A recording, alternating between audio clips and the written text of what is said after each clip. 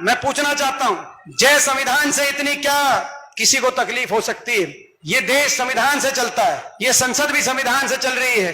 ये वो संविधान है जहां हर वर्ग के अधिकारों को सुरक्षित किया गया है। ये वो संविधान है जहां हर नागरिक के अधिकारों को प्रावधान दिया गया है। जय संविधान बोलने पे तो संसद के परिसर में खुशी होनी चाहिए।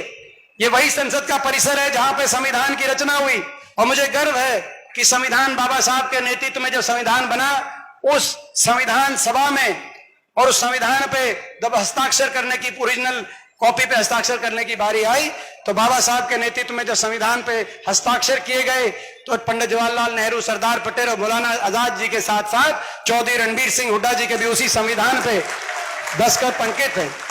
तो जब जय संविधान बोला गया, तो उस महान सदन के सम्मानित आसन की ओर से टोट टिप्पणी हुई। तो टोट टिप्पणी हुई तो मुझे लगा कि इस पूरे सदन में कम से कम एक कोई ऐसा सदस्य जरूर हो जो ये कहे कि जय संविधान बोलना तो खुशी की बात है, इस पे किसी को आपत्ति नहीं होनी चाहिए। इसीलिए मैं उठ के खड़ा हुआ, मैंने कहा और विनम्रता से, पूरी शालीनता से मैंने यही कहा कि इस पर किसी को आपत्ति नहीं होनी चाहिए सर। मैंने ये कहा, वो सही कहा कि गलत कहा?